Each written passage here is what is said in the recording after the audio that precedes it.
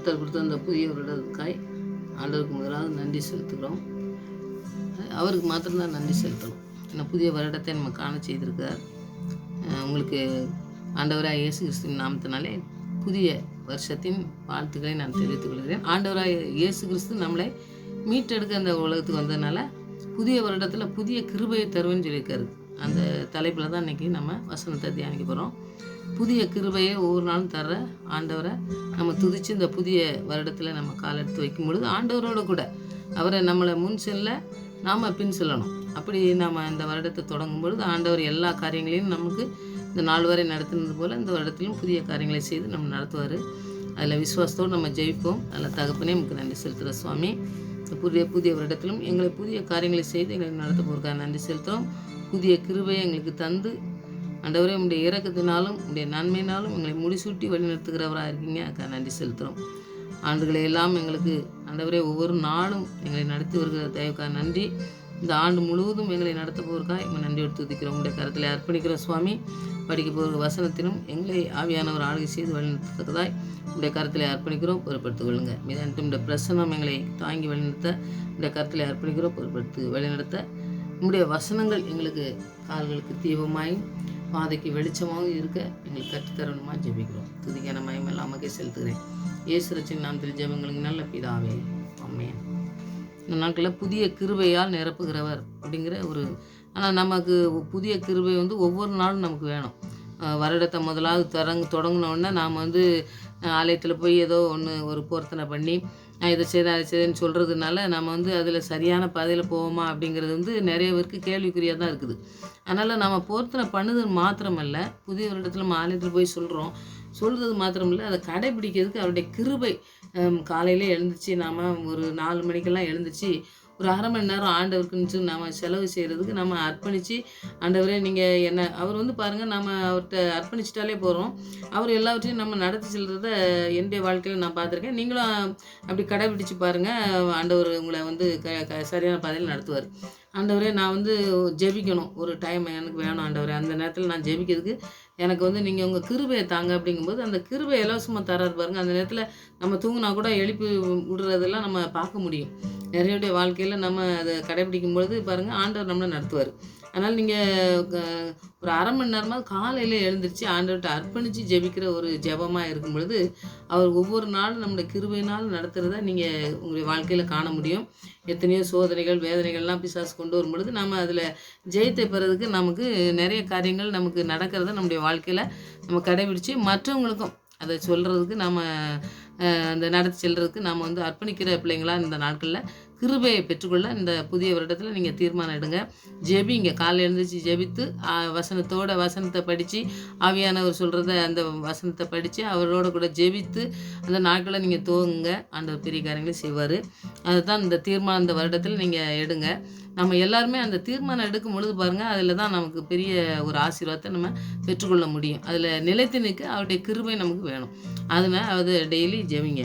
இப்போ முதலாவது சங்கீதம் 90ல் 14லேருந்து 16 வரைக்கும் நீங்கள் படித்து பார்த்தீங்கன்னாக்கி காலையில் எப்படி கிருபையை ஆண்டவர் நமக்கு தர்றாருன்னு சொல்லி நீங்கள் படிக்கலாம். 14வது வசனத்தை பாருங்கள். நாங்கள் எங்கள் வாழ்நாளெல்லாம் களிகூர்ந்து மகிழும்படி காலையிலே எங்களை உமது கிருபையால் திருப்தியாக்கும். இப்போ நமக்கு மகிழ்ச்சி வரணும்னாலும் சரி, நாம் சந்தோஷமாக இருக்கணும்னாலும் சரி, நமக்கு அந்த திருப்தியாக நம்ம இருக்கணும்னாலும் சரி, இப்போ சாப்பாடெலாம் இல்லாத போது ஆண்டவர்கிட்ட போய் கேட்கும்பொழுது அவர் திருப்தியாக்குது. அவர் இப்போ அவங்க சீசர்கள் சொல்கிறாங்க, இவ்வளோ பேருக்கும் சாப்பாடெலாம் எங்கேயுமே போய் வாங்க முடியாது, கிடைக்காது அப்படின்னு சொல்லி அந்த குறைவுகளை தான் பார்க்காங்க. இருக்கிறத நமக்கு குறைவாக இருக்குது நம்ம பார்க்க பார்த்தீங்களா. இப்போ நமக்கு ஒரு பெரிய காரியங்கள் நம்ம செய்யணுன்னு இருக்கோம். அப்போ காசே இல்லைன்னா நம்ம சொல்லுவோம், ஐயோ நமக்கு அவ்வளோ காசெல்லாம் இல்லை அப்படின்னு சொல்லுவோம். அப்போ ஆண்டவர்கிட்ட போகும்பொழுது அந்த திருப்தியானதுன்னா என்ன, அந்த குறைவுகளெல்லாம் நிறைவாக்கக்கூடியது நம்ம ஆண்டவர்கிட்ட தான் இருக்குது. அதை நம்ம பெற்றுக்கொள்றதுக்கு அவர்கிட்ட தான் நம்ம காலையில் ஜெபிக்கணும். வாழ்நாள் நம்ம எவ்வளோ நாள் உலகத்தில் நமக்கு ஆண்டவர் வச்சுருக்காரோ அவ்வளோ நாள் அவருடைய கிருபையினால் வாழக்கூடிய ஒரு அர்ப்பணிப்பு நமக்கு கண்டிப்பாக தேவை. அதை நம்ம செய்தோம்னாக்கி நமக்கு பெரிய ஆசீர்வாதத்தை நம்ம பெற்றுக்கொள்ளலாம். பாருங்கள், அடுத்தது வந்து நம்ம இந்த புதிய வருடத்தில் நம்ம படிக்க வேண்டிய வசனம். இதை நீங்கள் நிறைய வாசித்து மனப்பாடம் பண்ணி வச்சுட்டாலும் நம்முடைய வாழ்க்கையில் பெரிய காரியங்களை நம்ம ஒவ்வொரு நாளிலும் நம்ம கடைபிடிக்கும் பொழுது அது நம்மளோட கூட பேசும். அந்த வார்த்தைகளை தான் இன்றைக்கி நம்ம படிக்கும். 15வது வசனத்தை பார்த்திங்கன்னா, தேவரீர் எங்களை சிறுமைப்படுத்தின நாட்களுக்கும் நாங்கள் துன்பத்தை கண்ட வருஷங்களுக்கும் சரியாக எங்களை மகிழ்ச்சியாக்கும். இப்போ இந்த வருடத்துலலாம் நிறைய நோய்கள் பிரச்சனைகள் எல்லாத்தையுமே போன வருடம்லாம் பார்த்திங்கன்னா நிறையா நோய்கள் அந்த மாதிரி பிரச்சனைகள்லாம் இருந்திருக்கலாம்.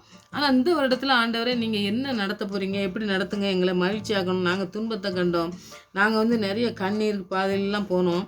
அந்த வருஷத்துக்கு சரியாக நாங்கள் எப்படி இருந்தோமோ அதை சரியாக நாங்கள் வந்து யோபு வந்து பாருங்கள் அந்த இழந்த புறத்தையும் திரும்ப பெற்றார் பாருங்கள். அந்த மாதிரி நாங்கள் எதெல்லாம் இழந்து போனோமோ போன வருஷம் அதை பூரா அந்த துன்பம் பூரா இந்த நாட்களில் மகிழ்ச்சியாக மாறணும், எங்களுக்கு ஆசீர்வாதமாக மாறணும் அப்படின்னு சொல்லி கேட்குறத நம்ம பார்க்கலாம். அப்படிப்பட்ட ஜெபமாக நம்மளுடைய ஜெபம் வந்து இருக்கணும். நம்ம இந்த ஜெபம் வந்து 90 91 மோசே தான் ஜெபிச்சாருன்னு சொல்லி நம்ம பார்க்கலாம். அதனால் நாம் மோசே ஜெபத்தை மாதிரி நாமளும் ஜெபிக்கிறதுக்கு கற்றுக்கொள்ளணும். 16வது வசனத்தை பாருங்கள். உமது கிரியை உமது ஊழியக்காரருக்கும் உமது மகிமை அவர்கள் பிள்ளைகளுக்கும் விளங்குவதாக. நம்மளோட கூட முடிஞ்சு போயிடக்கூடாது. நம்மளை ஆண்டவர் ஊழியத்துக்குன்னு எழுப்பியிருந்தாருன்னா நம்முடைய பிள்ளைகளுக்கும் அந்த ஆசீர்வாதத்தை பெற்றுக்கொள்ளத்தக்கதான ஒரு கிருபையை ஆண்டவர் தருவேன்னு சொல்லி நம்ம கேட்குற மாதிரி தான் இருக்குது. அப்போ நம்ம ஜெபம் வந்து இந்த மாதிரி ஆண்டுடைய கிருபையை பெற்றுக்கொள்ள இந்த வருஷத்துக்குள்ள எப்படி இருக்கணும் அப்படிங்கிறத கேட்கணும். அடுத்தது பாருங்கள், நம்ம ஆண்டவருடைய ஊழியத்தை செய்யும்போது அவருடைய மகிமையினால் நிறைக்கப்பட்ட பிள்ளைங்களா நம்முடைய பிள்ளைங்கள்லாம் அந்த நாட்களில் வருகிற நாட்களில் அவங்களுடைய வாழ்க்கையில் அநேக ஆசீர்வாதத்தை சுதந்திரிக்கிற பிள்ளைங்களா பார்க்கிறத நம்ம கண்டு ஆண்டவரே உங்களுக்கு நன்றி அப்படின்னு சொல்லி மற்ற பிள்ளைகளுக்கெல்லாம் ஆசீர்வாதத்தை கொடுக்குற பிள்ளைங்களா நம்ம பிள்ளைங்கள் இருந்தாங்கன்னா எவ்வளோ சந்தோஷமாக இருக்குங்கிறத நம்ம அந்த இடத்துல ஜெபிக்கணும். அப்படிப்பட்ட காரியங்களை இந்த வருஷத்தில் புதிய வருஷத்தில் செய்வார்னு சொல்லி ஆண்டவர்கிட்ட நம்ம அர்ப்பணித்து ஜெபிப்போம். அதை ஆண்டவர் செய்வார் கண்டிப்பாக. சங்கீதம் 126வது சங்கீதத்தில் 3வது வசனத்தை நீங்கள் படித்து பார்த்தீங்கன்னாக்கி 126வது சங்கீதத்தில் நிறைய வசனங்கள் இருக்குது பார்த்தீங்களா. அதை நீங்கள் சங்கீதத்தில் தினமும் படிக்கிறவங்களாம் இருக்கலாம். அப்படி படித்தாலும் சரி, வசனங்களை தியானிக்கும் பொழுது ஆண்டவரோட கூட நீங்கள் ஆவியானவரோடு கூட நீங்கள் இடைப்பட்டு அதை படிங்க. நிறைய காரியங்கள் நீங்கள் கற்றுக்கலாம். 26:3 பார்த்தீங்கன்னா, கர்த்தர் பெரிய காரியங்களை செய்வார். இப்போ ஆண்டவர் வந்து பெரிய காரியங்களே நமக்கு செய்கிறவராக இருக்கார். அவர் செய்கிறதெல்லாம் பார்த்திங்கன்னாக்கி நம்ம மகிழ்ச்சியாக இருக்கிறதுக்கு தான், நம்ம சந்தோஷமாக இருக்கிறதுக்கு, நம்மளோட ஆசிரமாக இருக்கிறதுக்கு தான் ஆண்டவர் செய்கிறாருன்னு சொல்லி அந்த வசனத்தை நீங்கள் படிக்கலாம். யோவேல் 2:21 அதே வசனத்தை நீங்கள் படிக்கலாம். அவர் வந்து செய்பவர் அப்படின்னு போட்டிருக்கு பாருங்கள். அதை செய்கிறவரும் சரி செய்பவரும் சரி அவர் தான் எல்லாத்தையும் செய்கிறார் அப்படிங்கிற புதிய காரியங்களை செய்கிறாரு, பெரிய காரியங்களை செய்கிறார். யோவேலில் பார்த்திங்கன்னா பெரிய காரியங்கள், சங்கீதத்தில் பார்த்திங்கன்னா பெரிய காரியங்கள் செய்யும் பொழுதே அவர் செய்யக்கூடிய காரியங்கள் எல்லாமே நாம் வந்து கேட்கும்போது சிலர் சொல்லுவாங்க, எனக்கு எவ்வளவு முடியுமோ அதை தான் நம்ம ஆண்டவர்கிட்ட கேட்கணும். நமக்கு முடியாத காரியங்களெல்லாம் நம்ம கேட்கவே கூடாது. அவர் வந்து பெரிய காரியங்களை செய்வார், ஆனால் தெரியும். ஆனால் வந்து நமக்கு என்ன தகுதியோ அதை தானே கேட்கணும் அப்படின்னு சொல்லி நம்ம சொல்லும் பொழுது ஆண்டவர் அப்படி நம்ம கேட்குறத தரதே கிடையாது. அவர் வந்து உயர்ந்த இதை தான் தராது. அப்போ நம்ம கேட்கறதுக்கு நமக்கு தெரியலை, நமக்கு தெரியாத நாம் ஆண்டவர்கிட்ட அர்ப்பணித்து நீங்கள் உங்களுடைய சித்தப்படி எனக்கு தாங்க ஆண்டவரே, நீங்கள் பெரிய காரியங்களை தான் செய்வேன்னு சொல்லியிருக்கீங்க. அதனால் நீங்கள் பெரிய காரியங்களை எங்களுடைய வாழ்க்கையில் நீங்கள் செய்யுங்க. நீங்கள் பெரிய காரியங்களை செய்பவர், பெரிய காரியங்களை தான் நீங்கள் எங்களுக்கு செய்து நடத்தக்கூடியவங்க. அதனால் இந்த வசனங்கள் மூலமாக எங்களுக்கு நீங்கள் கற்றுத்தருவது என்னென்னா, பெரிய காரியங்களை செய்து நம்மகிட்ட இருக்கிறவர் வந்து பெரியவர் அப்படிங்கிறத நாம் வந்து புரிஞ்சுக்கிட்டு நம்ம ஒரு சில காரியங்களில் நம்ம விழுந்து போகிற மாதிரி வருதுன்னா அதுக்கு பயப்படாமல் இருக்கலாம். இந்த புதிய வருடத்தில் நம்ம வாழ்க்கையில் வந்து புதிய காரியங்களை நிறைத்து நடத்த நம்ம வந்து அர்ப்பணிக்கணும். நீங்கள் புதிய காரியங்களை செய்கிறேன்னு சொல்லியிருக்கீங்க, அதுக்காக நன்றி ஆண்டவரே. நீங்கள் புதிய காரியங்களை செய்து எங்களுடைய வாழ்க்கையை எல்லாம் பழையதெல்லாம் ஒளிந்து போகட்டும். பழைய காரியங்களில் நிறைய தவறுகள் செஞ்சுருக்கலாம், நிறைய கீழ்ப்படியாமல் இருந்திருக்கலாம். அந்த காரியங்கள்லாம் எங்களை விட்டு எடுத்து நீங்கள் உங்களுக்கு பிரியமான நீங்கள் பெரிய காரியங்களை கர்த்தர் நமக்கு பெரிய காரியங்களை செய்வார் அப்படிங்கிறத நம்ம பார்க்கோம். இப்போ 2 இடத்துலையும் பாருங்க, செய்வாருங்கிறதும் முக்கியமாக அவர் செய்வார் கண்டிப்பாக, செய்தாருங்கிறதும் நமக்கு செய்திருக்கிறார். அப்போ இந்த 2க்கும் வந்து ஆண்டவருக்கு நன்றி சொல்கிற பிள்ளைங்களா நாம் இருக்க நமக்கு வந்து ஆண்டவர் உதவி செய்ய நம்ம ஜெபிக்கணும். அடுத்தது எரேமியா 32 நீங்கள் பார்த்தீங்கன்னாக்கி அவர் எப்படி இந்த கிருபையை தர்றாரு அப்படின்னு சொல்லி நம்ம பார்க்கலாம். கிருபையை வந்து நம்ம பெற்றுக்கொள்வதே வந்து இலவசமானு சொல்லி நம்ம நிறைய இடத்துல படிச்சிருக்கோம். அந்த கிருபையை நம்ம இலவசமாக பெற்றுக்கொள்வது எப்படி அப்படிங்கிறத எரேமியா தீர்க்கதரிசியில் நிறையா நீங்கள் பார்க்கலாம். எரேமியா 32 18வது வசனத்தை நீங்கள் படித்து பார்த்தீங்கன்னாக்கி பாருங்கள், 1000 தலைமுறைக்கும் கிருபை செய்கிறவரும் பிதாக்குடைய அக்கிரமத்தை அவருடைய பின்னடியார் பிள்ளைகளின் மடியிலே சரி கட்டுவதுமாகி சேனையின் கர்த்தர் என்னும் நாமமுள்ள மகத்துவமும் வல்லமையும் உள்ள தேவனே அப்படின்னு சொல்லி அவர் வந்து படிக்கிறது நம்ம பார்க்கலாம். எரேமியா தீர்க்கதரிசியில் நிறைய வந்து நமக்கு அறிவுரைகளும் இருக்கும், நிறையா கண்டிப்பு இருக்கும், நிறைய காரியங்கள் நமக்கு ஆலோசனையும் இருக்கும். அந்த மாதிரி நிறையமே தீர்க்கதரிசிகளை நீங்கள் நிறைய படிங்க. நிறையா வந்து நம்ம வாழ்க்கையில் நிறைய கடைபிடிக்க வேண்டியது, நம்ம தவறி போகிறது, அதுக்கெலாம் வந்து ஒரு ஒரு ஆலோசனை கிடைக்கும். அந்த ஆலோசனை வந்து நம்ம வேதத்தில் தான் நம்ம படிக்க முடியும். இவர் 1000 தலைமுறைக்கும் நமக்கு கிருபை செய்கிறவர். அவர் கிருபையை வந்து நாம் ஒரு தலைமுறை மாத்திரம் இல்லை, 1000 தலைமுறைனா நம்ம எவ்வளோ தலைமுறைன்னு பாருங்கள். நம்ம எண்ணிக்கிட்டே இருக்கணும். அப்படி அவ்வளோ தலைமுறை நமக்கு வந்து ஆண்டவர் வந்து கிருபையை தர்றவராக இருக்கார்.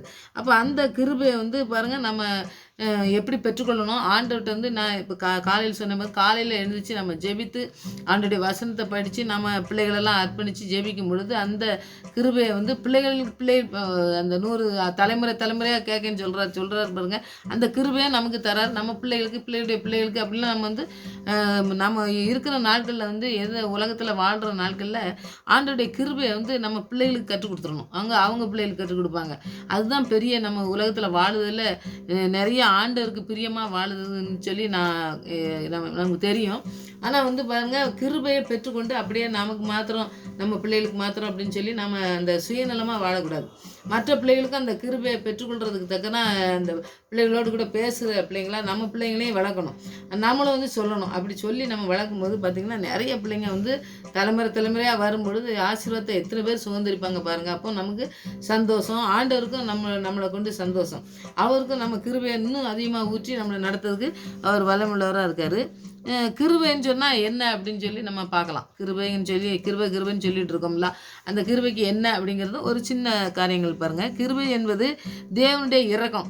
அடுத்தது அவர் இரக்கம், அவர் மன்னிப்பு, அவர் சித்தம் செய்யும்படி நம்ம அவர் சித்தம், அவருடைய வல்லமை எல்லாம் வந்து தேவன் வந்து நமக்கு அருளி செய்தார் பாருங்கள். முதல்ல வந்து இரக்கம் பாராட்டுதார் நமக்கு, அப்புறம் மன்னிக்காரு, அவருடைய சித்தம் செய்கிறதுக்கு வல்லமை. அவருடைய சித்தம் செய்யறதுனாலே நம்ம சித்தம் நிறையா நுழைஞ்சிரும்ல. ஏன்னா முதல்ல ஆதாம் ஏவாளுக்கு அதுதானே நுழைஞ்சிது. ஆண்டவர் சொன்னதை கேட்கும்போது வரைக்கும் ஆச்சரியமாக இருந்தாங்க. அப்படி நம்முடைய வாழ்க்கையிலையும் பார்த்திங்கன்னா நம்ம ஆண்டவருடைய சித்தம் செஞ்சுட்டு இருக்கும்போதே சில காரியங்களில் வந்து தவறு செய்ததுக்கு பிசாசானு ஏதோ ஒரு ஆலோசனை கொடுத்து நம்மளை வந்து வழி தவறி விடும்போது அவருடைய வல்லமை, அந்த கிருபையின் வல்லமை, அவருடைய சித்தத்தை செய்கிறதுக்கு அவருடைய வல்லமை, அவர் வந்து நம்மளை வந்து எப்படி அவர் வந்து நம்மளை நடத்தி செல்லதுக்கு அவர் வந்து நம்மளோட கூட இருக்கார் அப்படிங்கிறத நம்ம புரிஞ்சுக்கிட்டா மாத்திரம்தான் ஆவியானவர் நமக்கு அந்த ஆண்டவராக இயேசு கிறிஸ்துவின் மூலமாக நமக்கு அந்த விசுவாசத்தை பெற்றுக்கொள்ளறதுக்கு அனுபவிக்கிற ஒரு பிரசன்னத்தையும் அன்பையும் நமக்கு தர்றாரு. அவர் தான் தர்றாரு. அப்போ ஆவியானவர் அவரோடு கூட நம்ம இடைப்பட்டு அந்த சித்தப்படி செய்யணும்னு சொல்லி ஆண்டவரை நீங்கள் உதவி செய்யணும், நீங்கள் கிருபையை ஊற்றி எங்களை நடத்தணும் அப்படிங்கிறதுல நம்ம முழுமையாக அர்ப்பணிச்சிருந்தா மாத்திரம்தான் அந்த தேவனுடைய பிரசனமும் அவருடைய அன்பும் நம்மளோடு கூட இருந்து நம்மளை நடத்தி முழுவதுமாக நம்முடைய வாழ்க்கையில் சரியான பாதையில் நடத்தியெல்லாம் போதுமானதாக இருக்குது. அதனால் எரேமியா தீர்க்கதரிசி சொன்னதை நாம் வந்து கடைபிடிக்கும் பொழுது நம்முடைய வாழ்க்கையில் பெரிய காரியங்களை நாம் வந்து ஆண்டவர்கிட்ட வந்து பெற்றுக்கொள்ள முடியும்.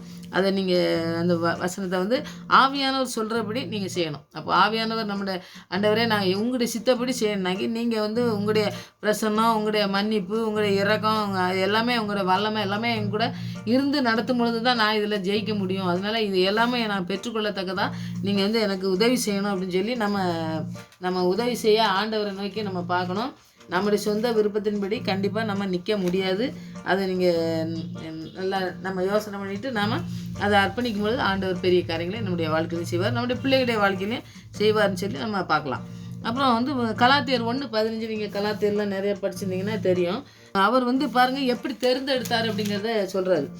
எப்படி இருந்தோம் இப்படி பக்தி வைராகமாக ஆண்டவருடைய பிள்ளைகளெல்லாம் கொண்டுட்டு இருந்த அந்த மாதிரி இருந்த ஒரு மோசமான ஸ்டாண்டர்டில் இருக்கும்பொழுது அப்படி இருந்தோம்.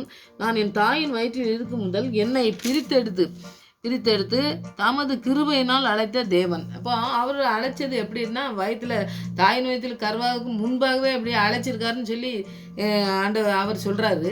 சொல்லும் பொழுது அவர் இருந்த காரியங்கள், செஞ்ச காரியங்கள் பாருங்கள். அப்படி தான் நம்முடைய வாழ்க்கையிலும் பாருங்கள், ஆண்டவரே அழைச்சி நம்மளை வந்து வச்சிருப்பார். ஆனால் சில தவறுகள் செஞ்சு வாழ்க்கையே மாறி போகிற சிலருடைய வாழ்க்கையில் நம்ம பார்க்கலாம். ஏன்னா ஆண்டவர் தேர்ந்தெடுத்திருப்பார், ஆனால் அவர் விட மாட்டார். எந்த வயதாக இருந்தாலும் சரி, அவர் வந்து தேர்ந்தெடுத்தவர். அவர் வந்து தாயின் கருவிலே உருவாவதுக்கு முன்பாகவே தெரிந்து கொண்டார்னா இடையில ஒரு காரியங்கள் நடந்திருக்கலாம். ஆனால் ஆண்டவர் வந்து சந்தித்து பவுலை வந்து எப்படி எழுத வச்சார், வேதாகமத்தில் பாதிக்கு மேலே எழுத வச்சார் புதிய ஏற்பாட்டில். அப்புறம் வந்து பாருங்கள், நிறைய காரியங்கள் நமக்கு கற்றுத்தரதுக்கு செஞ்சார். பவுல் வந்து ஒரு அப்போஸ்தல ஊழியத்தை குறிப்பிட்டாலும் அந்த தேவனுடைய அந்த விசுவாசத்தில் எப்படி இருந்தேன், விசுவாசத்தில் எப்படி இருந்து பிரித்தெடுத்து என்னை வந்து நடத்தினார் அப்படிங்கிறத சொல்கிறாரு. இப்போ அங்கே ஆண்டவர்கிட்ட வந்த உடனே பாருங்கள், கீழே விழுந்த உடனே நான் என்ன செய்ய சித்தமாக இருக்கிறேன்னு சொல்லி கேட்டார். அப்போ ஆண்டவருடைய சித்தத்துக்கு ஒப்பு கொடுத்ததுனால ஆண்டவர் வந்து முதல்ல பாருங்கள் பிரித்து எடுத்தாருன்னு சொல்லி சொல்கிறதுக்கும் இதுக்கும் வந்து ரொம்ப சம்மதம் இருக்குது. அப்படி நம்முடைய வாழ்க்கையிலையும் பாருங்கள் பிரித்து எடுத்திருந்தாருன்னா அவர் வந்து எப்படி பிரித்தெடுத்து அவர் வந்து எப்படி வாழ்க்கை மாறினாலும் அந்த விசுவாசத்தை வந்து கொண்டு வந்து ஆண்டவர் வந்து பிரித்தெடுத்து அந்த ஊழியத்துக்கு கொண்டு வந்துட்டார் பவுலை. அது மாதிரி நம்முடைய வாழ்க்கையிலும் கொண்டு வருவார்.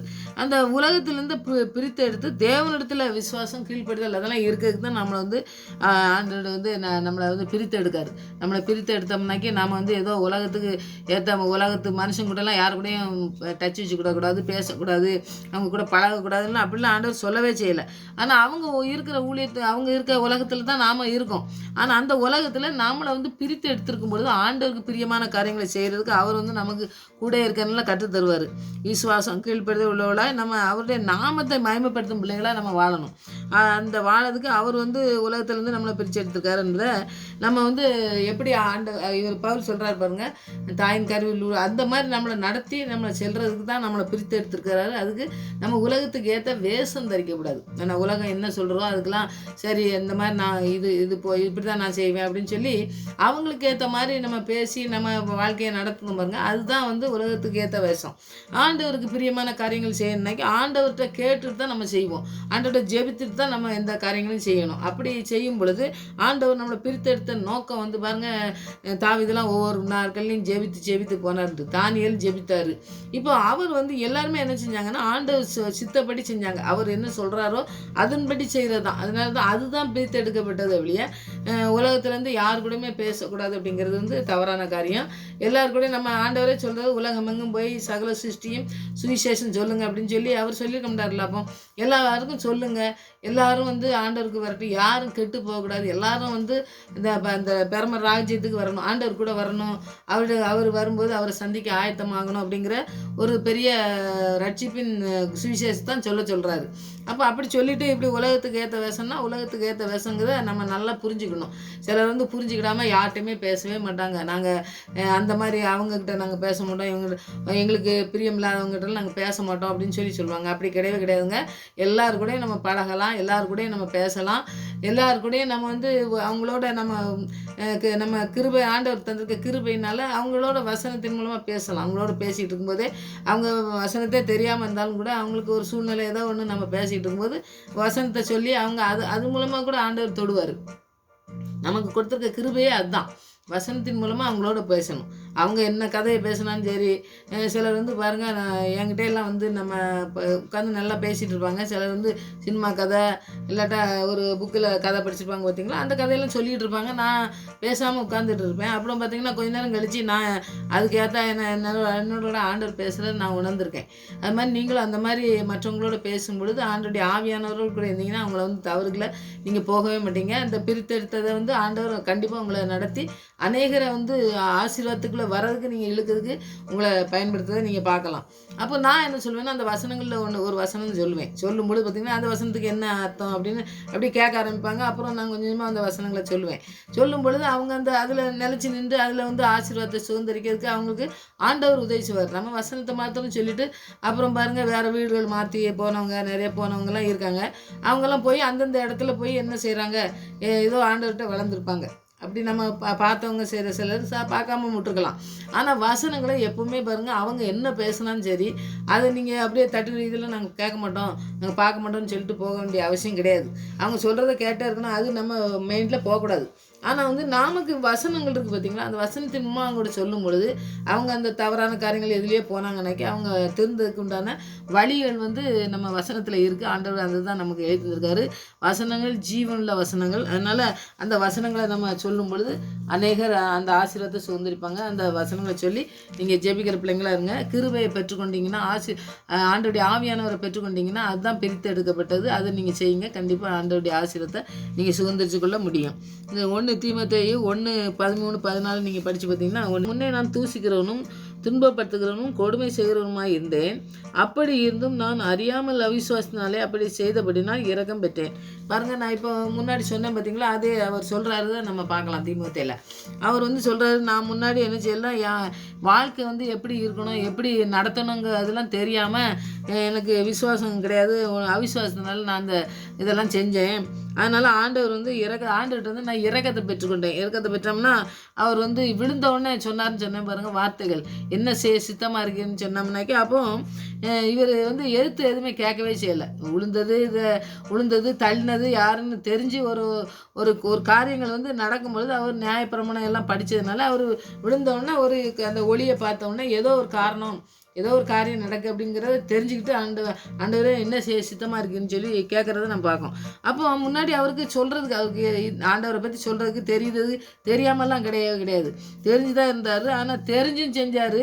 ஆனால் எனக்கு வந்து அதாவது வைராக்கியம் இருந்தது. வைராக்கியம் இருக்கக்கூடாதுன்னு சொல்லி நம்ம பார்க்க பார்த்தீங்களா, அந்த வைராக்கியம் இருந்ததுனால அவர் அந்த காரியத்தை நான் செஞ்சேன். நான் அறியாமல் செஞ்சேன்னு சொல்லிட்டார் உடனே. இப்போ அங்கே விழுந்தவொடனே கேட்டார் பாருங்க, அது மாதிரி நான் அறியாமல் தான் அவிசுவாசனால நான் இப்படி செய்தேன், அதனால் இரக்கம் பெற்றேன். அப்போ அவர் மன்னிப்பு பாவம் மன்னிப்பை பெற்றுக்கொண்டார் ஆண்டவர்கிட்ட. பெற்றுக்கொண்டு தான் நம்ம ஊழியத்துக்கே வராருன்னு சொல்லி நம்ம பார்ப்போம். அப்போ இந்த மாதிரி நம்முடைய வாழ்க்கையிலும் இருந்துனாக்கி நம்ம ஆண்டவரே அறியாமல் நான் செஞ்சுருக்கேன், இனி வந்து நான் இதை மாதிரி செய்யாமல் இருக்கேன், அவங்கள்ட்ட இரக்கம் பெறணும் ஆண்டவரே. பவுலை போல் பெற்றுக்கொண்டு எவ்வளோ ஊழியம் பண்ணார் அவர். பவுல் ஊழியம் பண்ண மாதிரி யாருமே ஊழியம் பண்ணல. அப்படி ஊழியம் பண்ணதுக்கு ஆண்டவரே நீங்கள் நடத்துனீங்களே, அதுபோல் எங்களையும் நடத்துங்கன்னு சொல்லி நம்ம அர்ப்பணிக்காததுக்காண்டி தான் இந்த வசனங்களெல்லாம் நமக்கு எழுதியிருக்கேன், நாமும் படிக்கும். அடுத்த வசனம் பார்த்திங்கன்னா 14வது வசனத்தை பார்த்திங்கன்னா, நம்முடைய கர்த்தரின் கிருபை கிறிஸ்து இயேசுவில் உள்ள விசுவாசத்தோடும் அன்போடும் கூட என்னிடத்தில் பரிபூர்ணமாக பெருகிட்டு. இப்போ என் கிருபை வந்து பரிபூர்ணமாக இருக்குது அப்படின்னு சொல்லி சொல்கிறாரு. இப்போ இரக்கத்தை பெற்றுக்கொண்டோம்னாலே நமக்கு வந்து அந்த கிருபை வந்து நமக்கு கிடைக்கும். அந்த கிருபையை பெற்றுக்கொள்வதற்கு தான் நாம் இந்த நாளில் ஜெபிக்கணும். அவர்கிட்ட கிருபையை பெற்றுக்கொண்டு நாம் முன்னாடி இந்த வாழ்க்கையெல்லாம் மனம் திரும்பி நம்ம ஆண்டவருடைய பிள்ளையாக மாற்றப்பட்டு அவர் வந்து அவிசுவாசத்தினால தான் நான் அப்படி இருந்தேன், ஆண்டோடைய இரக்கத்தை பெற்றுக்கொண்டேன் அப்படின்னு சொல்லி நான் அதனால ஊழியக்காரனானேன்னு சொல்லிதான் பாருங்க. அந்த மாதிரி நம்முடைய வாழ்க்கையிலையும் பாருங்கள், நம்ம ஏதாவது தவறு பண்ணியிருந்தோம்னா ஆண்டவரே நாங்கள் இந்த மாதிரி தவறு பண்ணது எங்களுக்கு புரியாமல் தெரியாமல் செஞ்சுருக்கோம் ஆண்டவரே, அதை செய்ததுனால நீங்கள் உங்களுடைய இரக்கத்தை நாங்கள் பெறணும், உங்கள் கிருபையை பெறணும், நாங்கள் இந்த பவுலை போல் ஊழியம் பண்ணணும், நான் ஆண்டவருக்குன்னு பிரியமான காரியங்களை நான் செய்யணும் அப்படிங்கிறத நாம் வந்து உணர்ந்து நம்ம ஜெபிக்கும் பொழுது பவுலை போல் நம்மளையும் பயன்படுத்துறதுக்கு ஆண்டவர் வல்லமுள்ளவராக இருக்கார். ஒரே ஒரு வசனம் 1 கொரிந்தியர் 15:10 நான் இருப்பது தேவ கிருபை அப்படின்னு சொல்கிறாரு. அப்போ அவருக்கு வந்து எதுவும் படிப்பு இல்லாமல் ஒரு பதவி ஏதோ பண்ணலாம், அவர் வந்து படித்து நல்லா தான் இருந்தார். ஆனால் வந்து அவருடைய கிருபையினால் தான் நான் இருக்கேன் அப்படின்னு சொல்கிறார். நம்மளும் இந்த வருஷத்தில் பார்த்திங்கன்னா ஆண்டவரே நாங்கள் இருப்பது உங்கள் கிருபை அப்படின்னு சொல்லி நம்ம அர்ப்பணித்து ஜெபிக்கிற பிள்ளைங்களாக இருப்போம். ஆண்டவர் பெரிய காரியங்களை செய்வார். நமக்கு வந்து இந்த வருடம் முழுவதும் ஆண்டவருடைய கிருபையினால் நிறைத்து நம்மளை நடத்துறதுக்கு வல்லமுள்ள தேவனாக இருக்கார். அதனால் பவுல் வந்து ஜெபிக்கிறதே என்னென்னா, நான் அவரால் தான் இருக்கேன், அவருடைய கிருபையினால் தான் நான் உயிரோடு இருக்கேன் அப்படின்னு சொல்லி. அதனால் நாம் சாப்பாட்டுனாலேயோ நமக்கு ஒரு பலன் இருக்கிறதுனாலேயோ நம்ம வந்து இருக்கிறது இல்லை. நிறைய பேர் பாருங்கள், நல்ல பலனோட நல்லா படித்தவங்க நிறைய இருக்கிறவங்க நிறைய பலவீனம் வந்ததுனால மறித்து போகிறவங்களாம் நிறைய பேர் இருக்காங்க. ஆனால் நம்மளை உயிரோட ஏன் வச்சுருக்காருன்னு சொன்னால் அவருக்குன்னு ஏதோ செய்கிறதுக்காண்டி தான் நம்மளை வச்சுருக்காரு. அந்த நம்முடைய உலகத்தில் வாழ்கிற நாட்கள் எல்லாம் ஆண்டவரே நாங்கள் இருப்பது உங்களுடைய சுத்த கிருபை அப்படின்னு சொல்லி நம்ம அர்ப்பணித்து ஜெபிக்கும் பொழுது நம்முடைய பிள்ளைகளையும் அர்ப்பணிக்கணும். எல்லாவற்றையும் அவருடைய கிருபையினால தான் நாம் செய்து முடிக்க முடியும். அவருடைய இரக்கத்தினால தான் நமக்கு வந்து எல்லாமே செய்து முடிக்க முடியுங்கிறத நாம் உணர்ந்து கொண்டு இந்த நாட்கள் இந்த புதிய வருடத்தில் நாம் அர்ப்பணித்து ஜெபிப்போம். ஆண்டவருடைய கிருபை நம்மளை முழுவதுமாக மூடி மறைத்து நம்மளை பாதுகாப்பதை நம்ம உணர்ந்து அவருக்கு நன்றி சொல்கிற பிள்ளைங்களாக இருக்கணும். இந்த புதிய வருடத்துலலாம் அவருடைய நாமத்தை மகிமைப்படுத்த ஆண்டவரே எங்களை வந்து நீங்கள் இந்த புதிய வருடத்தில் இந்த முதலாவது நாளில் நாங்கள் கால் எடுத்து வைக்கும்பொழுது எங்களோடு கூட வாங்க ஆண்டவரே, எங்களுடைய கிருபையை தாங்க, எங்களுடைய இரக்கத்தை தாங்க, நீங்கள் வந்து எங்களை நாங்கள் ஏதாவது தவறு பண்ணியிருந்தோம்னா எங்களை மன்னிச்சு எங்களுடைய பிள்ளைகளை தலைமுறையாக நீங்கள் வந்து கிருபை தருவேன்னு சொல்லிக்கிங்களே, அந்த கிருபையினால் எங்களை நிறுத்தி எங்களை நடத்துங்க ஆண்டவரே அப்படின்னு சொல்லி நம்ம அர்ப்பணித்து ஜெயிப்போம். ஆண்டவர் பெரிய காரியங்களை செய்வதை நம்ம வந்து கண்ணால் பார்க்க முடியும். நம்ம உலகத்தில் வாழ்கிற நாட்கள்லாம் கிருபை தான் நமக்கு முதலாவது வேணும். அதை நீங்கள் பெற்றுக்கொள்ள நீங்கள் ஜெபிங்க, வசனங்களை தியானிங்க. காலையில் அதிகாலையில் எழுந்து ஜெபிக்கிறதுக்கு நீங்கள் அர்ப்பணித்து ஜெபிங்க. அந்த பெரிய காரியங்களை உங்களுடைய வாழ்க்கையில் செய்வதை நீங்கள் காண முடியும். நம்முடைய பிள்ளைகளையும் பயன்படுத்துகிற நாட்களாக இந்த நாட்கள் ஆண்டவர்கிட்ட நீங்கள் அர்ப்பணித்து ஜெபிங்க. புதிய வருடத்தில் புதிய ஆசீர்வாதத்தை ஆண்டவர் தருவார். அப்படியே நீங்கள் ஆண்டவரே அவருடைய விசுவாசம் வைத்து நீங்கள் ஜெபிங்க. ஆண்டவர் பெரிய காரியங்களை செய்வார். ஆமென்.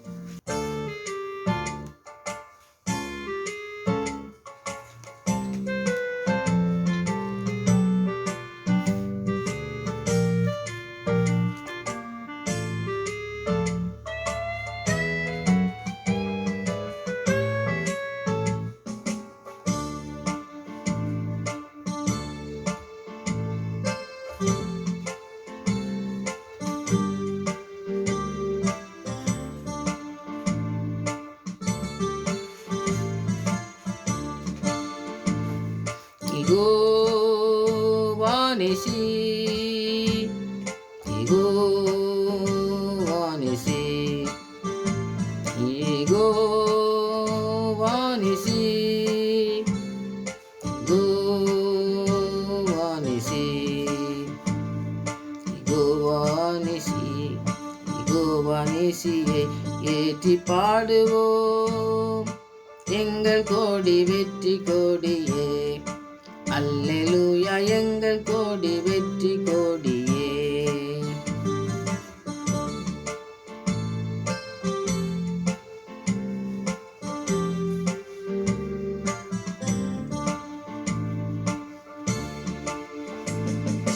கர்த்தர் துணை நின்று யுத்தம் செய்வாரே, கலங்கி நிற்க காரணங்கள் இல்லையே.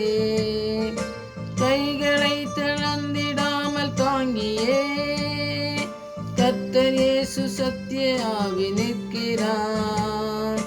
கர்த்தர் நல்ல யுத்த வீரரே, நம் கர்த்தர் நல்ல யுத்த வீரரே. யெகோவா நிசி, யெகோவா நிசி, யெகோவா நிசி, யெகோவா நிசி, யெகோவா நிசியை, யெகோவா நிசியை ஏற்றி பாடுவோம். எங்கள் கோடி வெற்றி கோடியே, அல்லேலூயா எங்கள் கோடி வெற்றி கோடியே.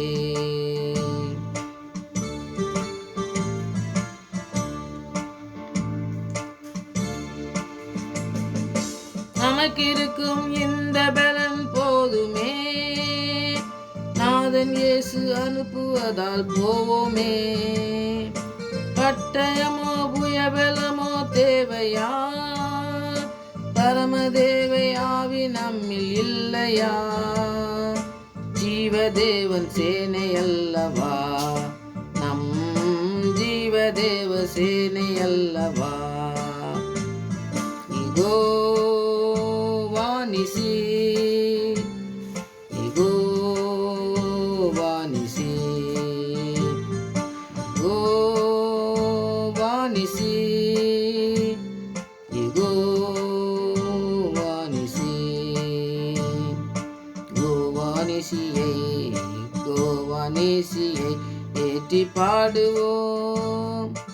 எங்கள் கோடி வெற்றி கோடியே, அல்லேலூயா எங்கள் கோடி வெற்றி கோடியே.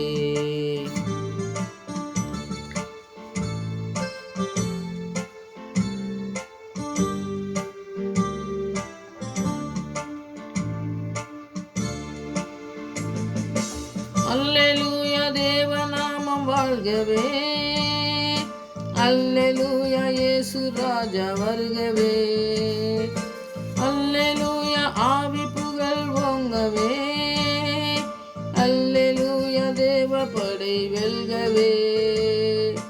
வாழ்க வாழ்க வாழ்க வாழ்கவே, என்றும் வாழ்க வாழ்க வாழ்க வாழ்கவே.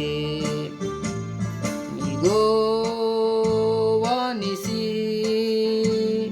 யெகோவா நிசி,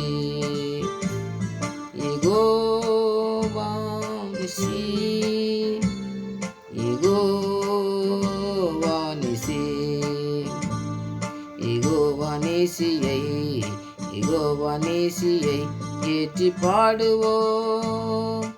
எங்கள் கோடி வெற்றி கோடியே, அல்லேலூயா எங்கள் கோடி வெற்றி கோடியே.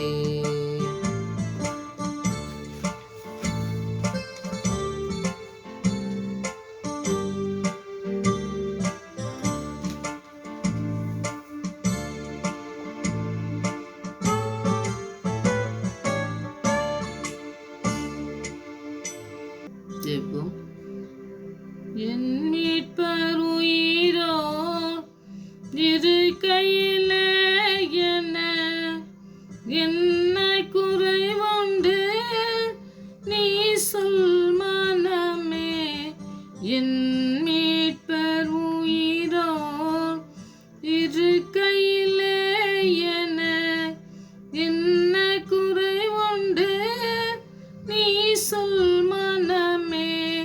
என் மீட்பர் உயிரோ இருக்கையிலே. ஆம் சாமி, நீங்கள் எப்பொழுதும் உயிரோடு இருக்கிறபடியால், எங்களோடு ஜீவனுள்ள தேவன் எங்களோடு கூட இருக்கிறபடியால் நாங்கள் ஆண்டவரை இந்த வருடத்திலும் ஆண்டவரை ஜீவனோடு இருக்கிறோம்.